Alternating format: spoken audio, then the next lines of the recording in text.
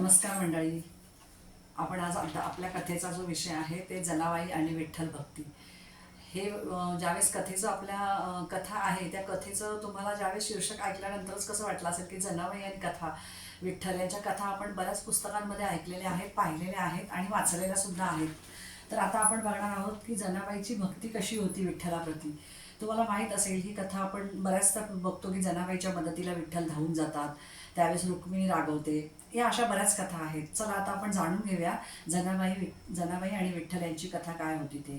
तर याच्यामध्ये आपण पहिल्यांदा सुरुवातीला आपण बघायचं की जनाबाईंचं बालपण कसं होतं. म्हणजे जनाबाई ह्या खूप गरीब घराण्यातल्या होत्या. त्या गरीब असल्यामुळे त्या काय करायच्या की त्यांच्याकडे फारसं तेवढं काही घरामध्ये नसायचं की जेणेकरून त्या स्वतःचं उदरनिर्वाह करू शकतात. मग त्या काय करायच्या की संत नामदेवांच्या घरामध्ये राहत होत्या. त्यांच्या कुटुंबाबरोबर त्या राहायच्या जनाबाई. आणि मग त्या राहत असताना काय व्हायचं, पण त्यांच्या मुखात मात्र खूप, त्यांची जरी किती मोठी घरामध्ये गरिबी असली ना तरी त्या मनाने खूप श्रीमंत होत्या. कारण त्यांच्या मुखामध्ये सध्या सारखं पांडुरंग विठ्ठल विठ्ठल असायचं. म्हणजे त्यांची मनाची श्रीमंती खूप मोठी होती. आणि ज्यावेळेस त्या नामदेवांच्या घरामध्ये राहत होत्या त्यांच्या कुटुंबासोबत राहताना दळण करणं, कांडण करणं, झाडलोट करणं, स्वयंपाक करणं, पाणी भरणं, या सगळ्या गोष्टी त्या करत असतात. आणि त्या करत असताना त्या काय करायच्या की मनापासून त्या गोष्टी करायच्या आणि देवाचं फक्त विठ्ठलाचं नामस्मरण करायच्या आणि त्या करत राहायच्या. त्यांची भक्ती एवढी अपरंपार होती विठ्ठलावरती की विठ्ठल हा त्यांचा मित्र होता, विठ्ठल हा त्यांचा सखा होता, विठ्ठल हा त्यांचा आधार होता आणि विठ्ठल हा त्यांचं सर्वस्व होतं. मग जनाबाईने काय केलं तर जनाबाई ज्यावेळेस सारखं त्या म्हणायच्या की मी देवळातल्या मूर्तीपेक्षा माझ्या मनामध्ये माझा विठ्ठल आहे. मी देवळातल्या मूर्तीला मानतो, आपण नुसतं तेवढ्यापुरतं नाही म्हणायचं की देवळामध्ये गेलो तर देव दिसतो. त्या म्हणायच्या की माझ्या मूर्तीपेक्षा माझ्या मनामध्ये माझा विठ्ठल आहे. तर त्यांचं बालपण असं ह्या गोष्टीमध्ये गेलं. तर आता आपण बघितलं की जनाबाईंची पांडुरंगावरती असलेली भक्ती काय होती. जनाबाई काय करायच्या की कंटिन्यू म्हणजे काम करत असताना, स्वयंपाक करत असताना जळी सगळीकडे त्या विठ्ठलाची भक्ती करायच्या आणि त्या विठ्ठलाला खूप मानायच्या. त्या म्हणायच्या माझा सखा, म्हणजे मला कितीही मोठं काहीही झालं तरी माझा विठ्ठल हा माझ्यासाठी धावून येणार.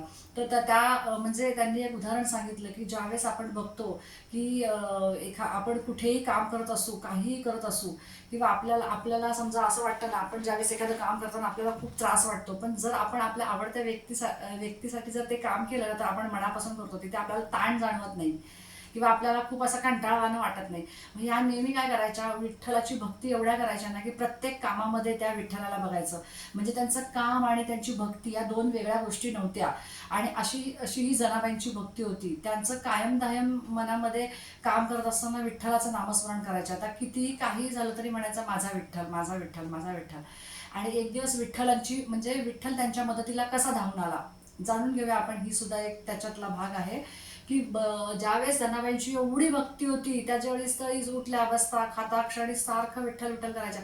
त्यांच्या या भक्तीला, यांची ही काय म्हणतात ना, निष्काम भक्ती, साधी गोळी भक्ती बघून पांडुरंग त्यांच्या मदतीला कसा धावून आला. एक दिवस जनाबाई दळण दळत होत्या आणि खूप कामाचा भार पडला होता.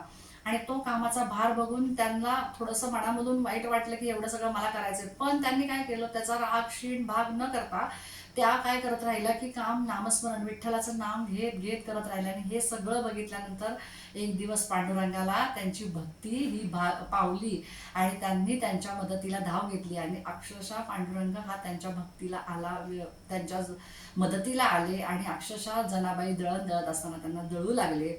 ही भक्ती होती, ही प्रेम होतं, ही माया होती, हा त्यांचा आधार होता. पांडुरंगाप्रती असलेलं प्रेम होतं, निष्ठा होती, भावना होती आणि म्हणूनच पांडुरंग त्यांच्या मदतीला धावून आला.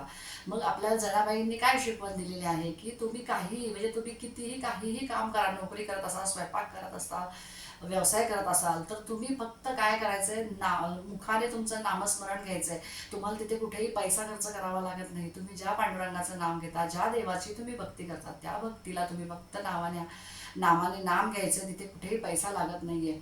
त्यांनी एक छोटंसं उदाहरण सांगितलं की ज्यावेळेस आपली आई स्वयंपाक करत असते तेव्हा ती घरातल्या सगळ्यांसाठी स्वयंपाक करत असते. ती स्वयंपाक करत असताना तिच्या मुखामध्ये फक्त एकच नाम असतं की पांडुरंगाचं.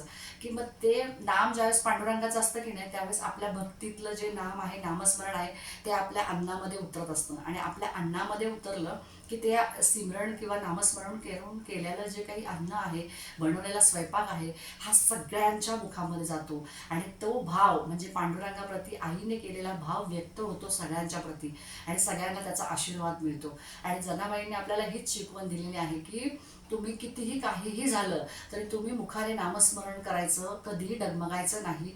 त्याचबरोबर कितीही कितीही तुम्ही थकले, शिणले, कंटाळा आला, दुःख वाटलं तरी तुम्ही फक्त पांडुरंगाला, ज्या देवाचं तुम्ही नामस्मरण करता त्या देवाला तुम्ही मनापासून हाक मारा.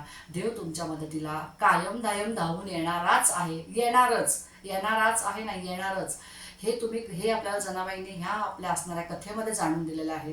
जनाबाईची भक्तीसुद्धा खूप अटळ होती, निरागस होती, साधीभोळी होती. जनाबाईला विठ्ठल हे खूप मनापासून भक्ती करत असताना खूप आवडायचे. ते त्यांना आधार मानायच्या, सखा मानायच्या, सर्वस्व मानायचं, प्रेम करत होत्या त्या. आणि हे सगळं होतं ते त्यांचं भक्तिमय वातावरणासाठी होतं. मनापासून ते मनामध्ये फक्त त्यांच्या दोनच गोष्टी असायच्या आणि त्यांच्या नामामध्ये फक्त मुखामध्ये एकच शब्द असायचा प्रत्येक ठिकाणी, झोपताना उठताना विठ्ठल विठ्ठल विठ्ठल. तर या जनाबाईच्या ह्या असणाऱ्या अद्भुत भक्तीचा चमत्कार हा पांडुरंगाने बघितला आणि पांडुरंग त्यांना प्रसन्न झाला, जनाबाईला प्रसन्न झाला. आणि जनाबाईला साक्षात त्यांनी स्वतःचं रूप दाखवलं आणि साक्षात ते तिच्या मदतीला धावून आले, तिचा असणारा कार्यभार कमी केला.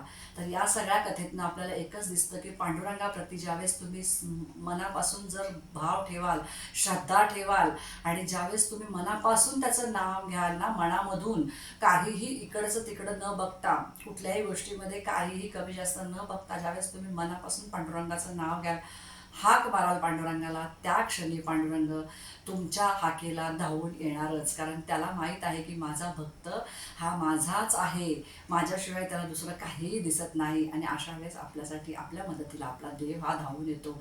तसंच जनाबाईच्या मदतीला पांडुरंग धावून आले आणि जनाबाईची भक्ती ही यशस्वी झाली. तशीच आपलीही भक्ती यशस्वी होण्यासाठी आपल्याला सुद्धा पांडुरंगाचं नाम जपणं फार गरजेचं आहे, नामस्मरण करणं गरजेचं आहे. तुम्ही करता का? तुम्ही जर करत असाल तर मला कमेंटमध्ये रामकृष्ण हरी नक्की लिहायला विसरू नका. भेटून नवीन अशाच एका कथेबरोबर.